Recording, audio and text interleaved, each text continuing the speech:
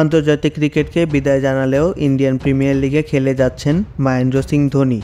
সীমিত ওভারের ক্রিকেটে দেশের জার্সিতে খেলেছেন 2019 সালের ওয়ানডে বিশ্বকাপ অবধি।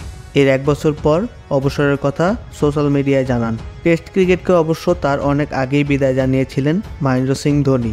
2014 সালে অস্ট্রেলিয়া সফরে টেস্ট সিরিজ চলাকালীনই অবসর ঘোষণা করেন। আজকের দিনেই সেই গুরুত্বপূর্ণ এবং কঠিন সিদ্ধান্ত জানিয়েছিলেন মাহি। 9 বছর আগে এই সিদ্ধান্ত নেওয়াটা কতটা কঠিন ছিল তারই যেন ইঙ্গিত দিল চেন্নাই সুপার কিংসের পোস্টে। ভিডিওটি শুরু করার আগে আপনি যদি আমাদের চ্যানেলে নতুন হয়ে থাকেন, এখনই আমাদের চ্যানেলটি সাবস্ক্রাইব করে পাশে থাকা বেল আইকনটি প্রেস করে দিন। আর অলরেডি যদি আপনি সাবস্ক্রাইব করে থাকেন, অসংখ্য ধন্যবাদ। চলুন শুরু করা যাক। ক্যারিয়ারে 90টি টেস্ট খেলেছিলেন মহেন্দ্র সিং ধোনি। যে ফর্মে ছিলেন তাতে 100 টেস্ট খেলাও কোনো ব্যাপার ছিল না তার পক্ষে।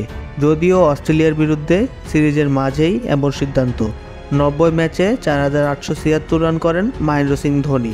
ব্যাটিং গড় ছিল 38-এর বেশি। 6টি সেঞ্চুরিও রয়েছে তার খাতায়। সর্বাধিক স্কোর 224। টেস্ট ক্রিকেটে অবসরের সিদ্ধান্তটা কতটা কঠিন ছিল ইন্ডিয়ান প্রিমিয়ার লিগের ফ্র্যাঞ্চাইজি টিম চেন্নাই সুপার কিংসের একটি ছবি শেয়ার করেছেন, যেখানে দেখা যাচ্ছে ধোনি কাঁদছেন।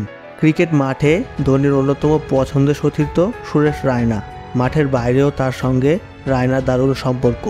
জাতীয় দলের পাশাপাশি আইপিএলেও চেন্নাই সুপার কিংসের দীর্ঘ সময় একসঙ্গে খেলেছেন ধোনি ও রায়না। চেন্নাই সুপার কিংসের 9 বছর আগের একটি ছবি শেয়ার করে লিখেছেন, সেলফি যখন কথা বলে। সুরেশ রায়নার সঙ্গে টেস্ট জার্সিতে ধোনির সেলফি। ধোনির চোখ বেজা। অবসরের সিদ্ধান্তেই ধোনি কেঁদেছিলেন। চেন্নাই সুপার কিংসের পোস্টে তাই বলেছেন। এরকম আরও নতুন নতুন ভিডিও পেতে এখনই আমাদের চ্যানেলটি সাবস্ক্রাইব করে আমাদের পাশেই থাকুন। ধন্যবাদ সবাইকে।